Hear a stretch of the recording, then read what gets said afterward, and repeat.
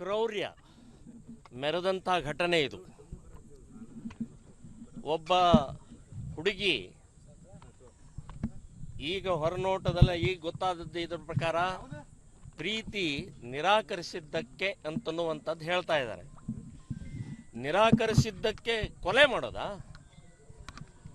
ಕೊಲೆ ಅನ್ನುವಂಥದ್ದು ಇಸ್ಲಾಂನಲ್ಲಿ ಸಹಜವಾದಂಥ ಪ್ರವೃತ್ತಿ ಆಗಿದೆ. ಗದಗಿನ ಹುಡುಗಿಯನ್ನು ಕೂಡ ಒಬ್ಬ ಆಟೋ ಡ್ರೈವರ್ 23 ಬಾರಿ ಚಾಕುವಿನಿಂದ ಇಟ್ಕೊಟ್ಟಿದ್ದ. ಇದೇ ರೀತಿಯ ನಿರಂತರವಾಗಿ ಇವತ್ತು ಕಾಲೇಜ್ ಆವರಣದೊಳಗಿದೆ ಅಂದರೆ ಸುರಕ್ಷತೆ ಇಲ್ಲ ಅನ್ನುವಂಥ ಭಯದ ವಾತಾವರಣವನ್ನು ಸೃಷ್ಟಿ ಮಾಡಿದರು. ಇವತ್ತು ವಿದ್ಯಾರ್ಥಿನಿಯರಿಗೆ ಕಾಲೇಜ್ ಒಳಗಡೆನೂ ನಮಗೆ ಭದ್ರತೆ ಇಲ್ಲ, ಹೊರಗಡೆನೂ ಭದ್ರತೆ ಇಲ್ಲ ಅಂತನ್ನುವಂಥ ವಾತಾವರಣ ಸೃಷ್ಟಿಯಾಗಿದ್ದು ಈ ಘಟನೆಯಿಂದ ಗೊತ್ತಾಗತ್ತೆ. ಇನ್ನೊಂದು ವಿಶೇಷವಾಗಿ ಈ ಘಟನೆಯಲ್ಲಿ ICS ಮಾದರಿಯಲ್ಲಿ ಅವನು ಚಾಕು ಹಾಕಿದ್ದಾನೆ ಇದಕ್ಕೆ ಕುತ್ತಿಗೆಗೆ. ಅಂದರೆ ಇದೆಲ್ಲೋ ಒಂದು ಕಡೆಗೆ ತರಬೇತಿ ಪಡೆದಿದ್ದಾನೋ ಏನೋ ಅಂತ ಅನ್ನುವಂಥ ಇದೆ. ಇನ್ನು ಸವದತ್ತಿ ತಾಲೂಕಾ ಮುನ್ನೋಳ್ಳಿಯವನು ಇವನು.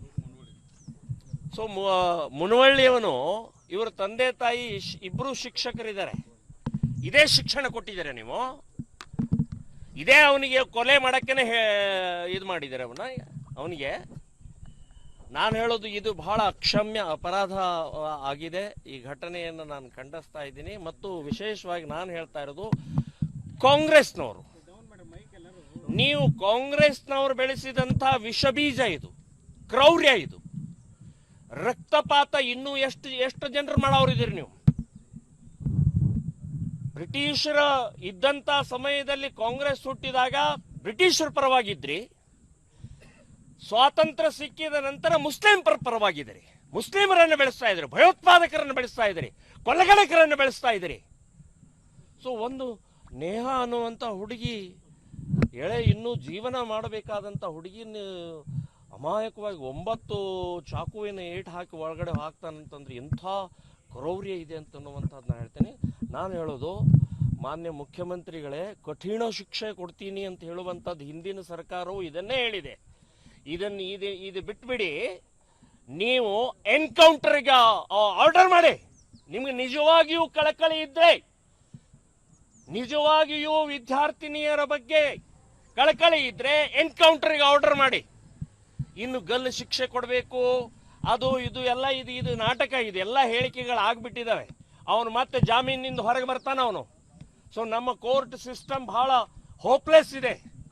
ಹಾಗಾಗಿ ನಾನು ಹೇಳೋದು, ಮೊದಲನೇದು ಎನ್ಕೌಂಟರ್ಗೆ ಆರ್ಡರ್ ಮಾಡಿ, ಎರಡನೇದು ಅವ್ರ ಮನೆ ಬುಲ್ಡೋಜರ್ ಹಚ್ಚಿ ಕಿತ್ತು ಬಿಸಾಕಿ, ಮೂರನೇದು ಈ ಜಮಾತೆ ಇಸ್ಲಾಂ ಏನಿದೆ ಇವರು ಫತ್ವಾ ಹೊರಡಿಸ್ಬೇಕು, ಆ ಮನೆಯನ್ನು ಬಹಿಷ್ಕಾರ ಹಾಕಬೇಕು.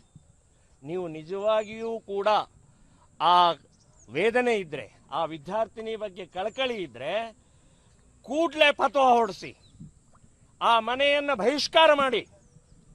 ಇನ್ನು ಯಾವುದೇ ಲಾಯರ್ ಆ ವ್ಯಕ್ತಿಯ ಪಾಷಾಣ ಪರವಾಗಿ ಅವನ ಪರವಾಗಿ ಯಾರೂ ನಿಲ್ಲಬಾರ್ದು ಅಂತನ್ನುವಂಥದ್ದು ಹೇಳ್ತೀನಿ. ಯಾರಾದರೂ ಮುಸ್ಲಿಂ ವಕೀಲನೂ ನಿಂತಿದ್ರೆ ಕೂಡ ಅದನ್ನು ನಾವು ಉಗ್ರವಾಗಿ ಪ್ರತಿಭಟನೆ ಮಾಡ್ತೀವಿ ಅಂತನ್ನುವಂಥ ಎಚ್ಚರಿಕೆಯನ್ನು ಕೊಡ್ತಾ ಇದ್ದೀನಿ. ಲವ್ ಜಿಹಾದನೇ ಇದು. ಲವ್ ಜಿಹಾದ್ ಜಿಹಾದ್ ಅಂದರೆ ಯುದ್ಧನೇ ಮಾಡಿದಾನೆ ಅವನು. ಧರ್ಮಕ್ಕಾಗಿ ಯುದ್ಧ ಮಾಡಿದ್ದಾನೆ. ಧರ್ಮಕ್ಕಾಗಿ ಮತಾಂತರ ಮಾಡಿ ಆ ಹುಡುಗಿನ ಲವ್ ಮಾಡ್ಕೊಂಡು ಅವನು ಮತಾಂತರ ಮಾಡುವಂಥ ಪ್ರಕ್ರಿಯೆ ನಡೀಲಿಲ್ಲ ಅಂತ ಅಂದ್ಕೂಡಲೇ ಇದಕ್ಕೆ ಉತ್ತರವನ್ನು ಅವನು ಕೊಟ್ಟಿದ್ದಾನೆ. ಲವ್ ಜಿಹಾದ್ ಪ್ರಕರಣನೇ ಇದು, ಇದರಲ್ಲಿ ಎರಡನೇ ಮಾತಿಲ್ಲ. ಎಲ್ಲಿವರೆಗೆ ಕಾಂಗ್ರೆಸ್ ಇರುತ್ತೆ ಅಲ್ಲಿವರೆಗೆ ಈ ಕ್ರೌರ್ಯ ಇರುತ್ತೆ ಮುಸ್ಲಿಮರದ್ದು. ಇದು ಸ್ಪಷ್ಟವಾಗಿ ತಿಳ್ಕೊಳ್ಬೇಕು. ಕಾಂಗ್ರೆಸ್, JDS, BJP ಅಲ್ಲ, ಅವರಿಗೆ ಕಾಫಿರ್ರು. ಯಾರ್ಯಾರು ನಾನ್ ಮುಸ್ಲಿಮ್ಸ್ ಇದ್ದಾರೆ ಅವರೆಲ್ಲರೂ ಕಾಫಿರು. ಅಲ್ಲಿ ಪಕ್ಷ ಜಾತಿ ಯಾವುದು ಬರುವುದಿಲ್ಲ ಅಂತ ಅನ್ನೋದು ಈ ನೇಹಾದ ಕೊಲೆ ಹಿನ್ನೆಲೆಯಲ್ಲಿ ಅರ್ಥ ಮಾಡ್ಕೊಳ್ಬೇಕು. ಅಖಂಡ ಶ್ರೀನಿವಾಸ ಮೂರ್ತಿ ಬೆಂಗಳೂರಿನಲ್ಲಿ ಮನೆಯನ್ನ ಒಬ್ಬ MLA, ಕಾಂಗ್ರೆಸ್ MLA, ದಲಿತ MLA ಮನೆಗೆ ಬೆಂಕಿ ಹಚ್ಚಿದರು. ಆಮೇಲೆ ತನ್ವೀರ್ ಸೇಠ್ ಒಂದು ಮದುವೆ ಸಮಯದಲ್ಲಿ ಚಾಕು ಹಾಕಿದ್ರು. ಕೆಫೆದಲ್ಲಿ ಆದಂತ ಘಟನೆ, ಹೀಗೆ ಅನೇಕ ಘಟನೆಗಳನ್ನು ನೋಡಿದರೆ ಇದು ಕಾಂಗ್ರೆಸ್ ಇರುವವರೆಗೆ ಈ ಕ್ರೌರ್ಯ ಇರುತ್ತೆ. ಅವರಿಂದ